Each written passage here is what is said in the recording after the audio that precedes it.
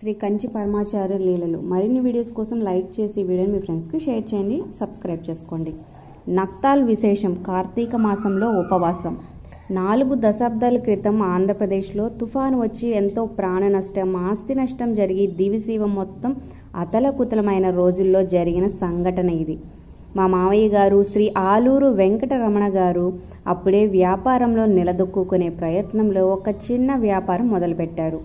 అహర్నిశలు కష్టపడి వ్యాపారం చేసి మంచి ఫలితం వచ్చే దశలో తుఫాను కారణంగా తీవ్ర నష్టం వాటిల్లింది. అప్పటి వరకు పెట్టిన పెట్టుబడి, పడిన కష్టం అంతా బూడిదలో పోసిన పన్నీరు వలె వ్యర్థమైపోయింది. మళ్ళీ ధైర్యంగా వ్యాపారం కొనసాగిద్దామంటే వారు చేసే ఆ వ్యాపారానికి రోజుకు సుమారు 120 రూపాయలు అవసరమవుతాయి. కానీ ఆ సమయంలో వాటికి కూడా ఇబ్బంది పడాల్సిన పరిస్థితిలో ఉన్నారు. అప్పుడు మహాస్వామి వారు చతుర్మాస దీక్షలో ఉన్నారని వెళ్ళి ఒకసారి దర్శనం చేసుకుందామని అనుకున్నారు. స్వామివారి దగ్గరకు అప్పటికే కొన్నిసార్లు వెళ్ళి దర్శనం చేసుకున్నారు. కానీ ఆపత్కర సమయంలో సహాయం కానీ సలహా కానీ అడిగే ధైర్యం చేయలేకపోయాను. మహాస్వామి వారిని అడిగితే మార్గం సూచిస్తారు అనే నమ్మకం ఉన్నా వెళ్ళి అడిగే ధైర్యం చేయలేదు. నెమ్మదిగా వేరే ప్రయత్నాలు చేస్తుండగా స్వామివారు దీక్షలో ఉన్న ప్రాంగణం దగ్గరలో ఒక సిమెంట్ ఫ్యాక్టరీలో పని ఉండడం వల్ల మా మావయ్య గారు వెళ్ళవలసి వచ్చింది. ఆ పని ముగించుకొని అలాగే స్వామివారి దర్శనం కోసం వెళ్ళారు. అప్పుడే పూజలు ముగించుకొని స్వామివారు ఏకాంతంగా ఉండగా దర్శనానికి వెళ్ళిన వీరిని పిలిచారు.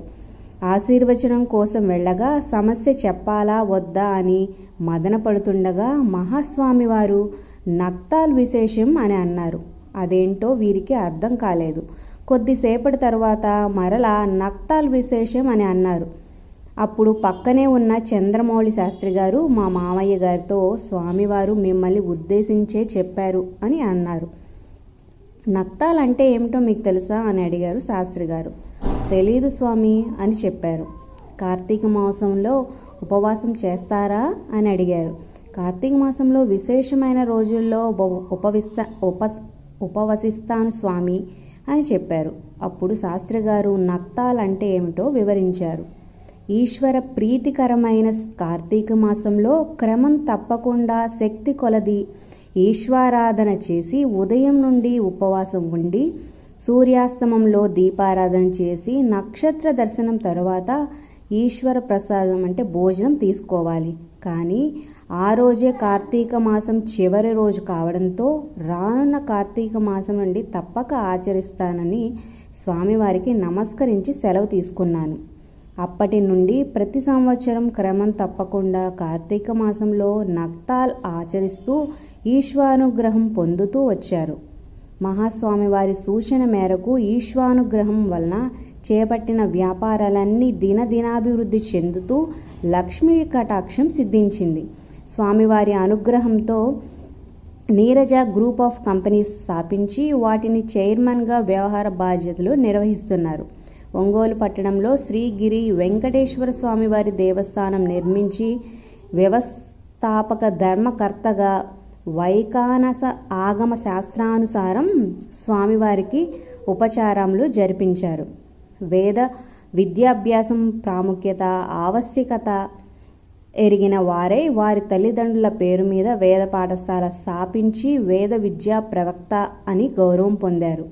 4 దశాబ్దాలుగా మహాస్వామి వారి సూచన మేరకు నక్తాల్ ఆచరిస్తూ ఈశ్వరానుగ్రహం పొందుతూ ఆ స్వామివారి సూచనానుసారం సేవ చేసుకుంటున్నారు. ఈ వీడియో నచ్చితే లైక్ చేసి మీ ఫ్రెండ్స్కి షేర్ చేయండి. మరిన్ని వీడియోస్ కోసం సబ్స్క్రైబ్ చేసుకోండి. పక్కనే ఉన్న బెల్ ఐకాన్ ప్రెస్ చేసి ఆల్ అనే నోటిఫికేషన్స్పై క్లిక్ చేయండి. సో కార్తీక మాసంలో ఉపవాసం ఉంటే ఎంత మంచి ఫలితం జరుగుతుందో ఒక నిజ సంఘటన ద్వారా మీరు తెలుసుకున్నారు. మీ అభిప్రాయాలు కింద కమెంట్స్ రూపంలో తప్పకుండా తెలియచేయండి.